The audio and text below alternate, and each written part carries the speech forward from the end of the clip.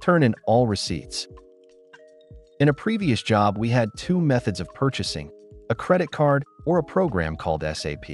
For credit card purchases, you had to turn in receipts once a month with a reconciled expense report. For the SAP program, you turned in receipts as received to be filed by our secretary. I worked a 7 days on 7 days off schedule, and on returning to work, I was admonished by my boss for not turning in receipts as soon as I received them. I reminded boss that I only make credit card purchases, and those receipts get turned in monthly, not immediately. My boss told me I was wrong. We always turned in receipts immediately. Okay, whatever. I kept doing what I knew to be right. We had this discussion at least 3 times over the course of 6 weeks. I even asked a coworker at one point, and he agreed that I am right and boss is wrong.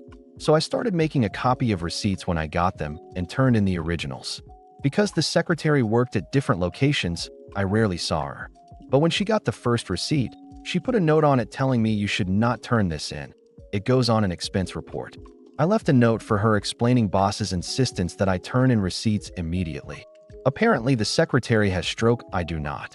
The next week when I came into work, my boss explained to me that I do not turn in receipts immediately. I save them for the expense report. McDonald.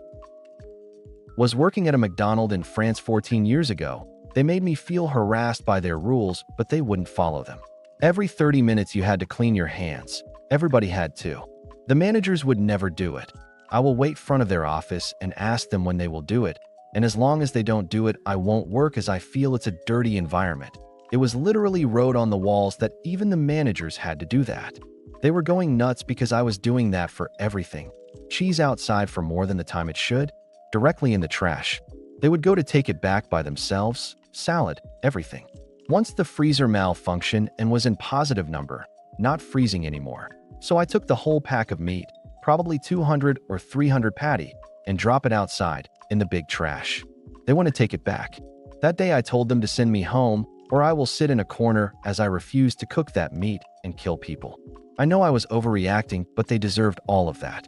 At the end, the owner begged me to go LOL. I waited to find a better job first. In France, it cost them too much to fire you without a good reason, and I was just following their rules. It was them who didn't want to follow them because they thought they were too strict. Following new travel cost of my company. Sorry for the long explanation. You can go on the expense detailing if you want to skip the lore. We got an office in the capital of my country, Paris, France, and an office in the countryside, still a medium-sized city by still countryside.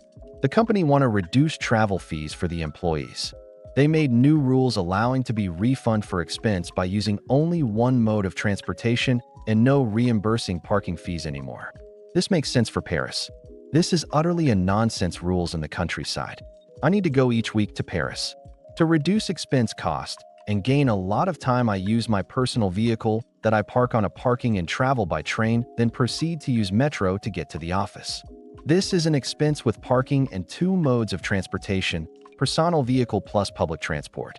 This is allowing me to get in the office in the morning, do my day of work there, and come back the same day. Thanks to the new rules, I can't do that anymore. I then use taxis to avoid parking fees. It doubled the price of my expense, and still use train plus metro.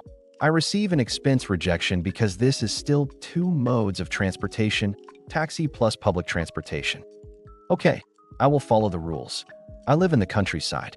Taking train to get to the medium city in order to get to Paris is hard and came only after 7 a.m. I take the train to get to my nearest medium city. I then take the train to get to Paris. It make me come to Paris at 2 p.m. I can't do my day of work and I can't leave the same day. I need now 2 nights on a hotel. 1 night for the day I travel and 1 night for the day I work on Paris because I can't leave the same day. To get back home, I need to leave after 2 p.m. and I come back at my house at 7 p.m. Expenses details.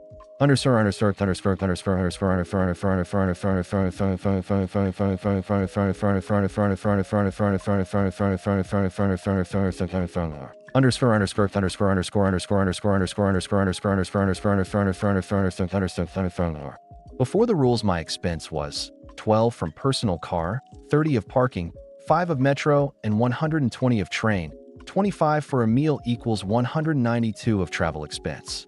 After the rules, taking a cab to avoid parking was 80 of cab, 5 of metro, 120 of train, 25 for meal equals 230 of travel expenses. After getting the cab rejected, my new expenses to follow the new rules was 20 of local train, meal x2 first day 50, meal x2 during Paris work time 50, meal x2 for getting back 50, 2 nights at hotel 250, train tickets 120, metro 5 is equal to 640. I missed 2 days of work because I'm traveling, and it cost 3 times what it was costing before the new rules. Yeah, why not? At least I can eat good stuff. Before the rules, I was doing on the same day 5 hours of travel plus 8 hours of office work plus 5 hours to get back at my house. It was very tiring, but I was doing that to not lose productivity and to be cost effective. Fallout.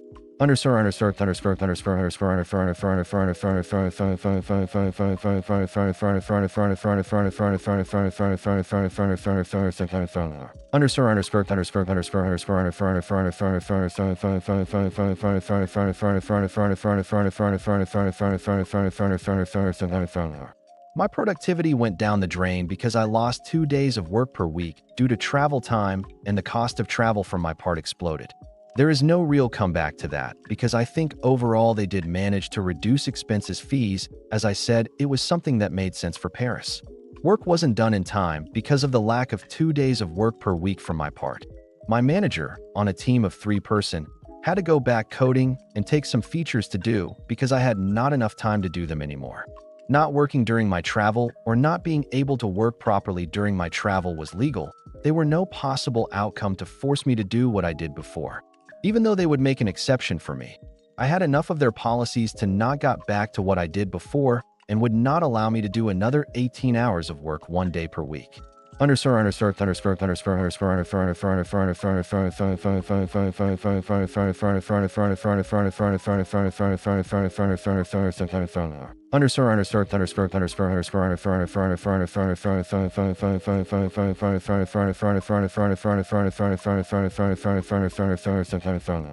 PS. To address the legality of me doing 18 hours of work time in a day.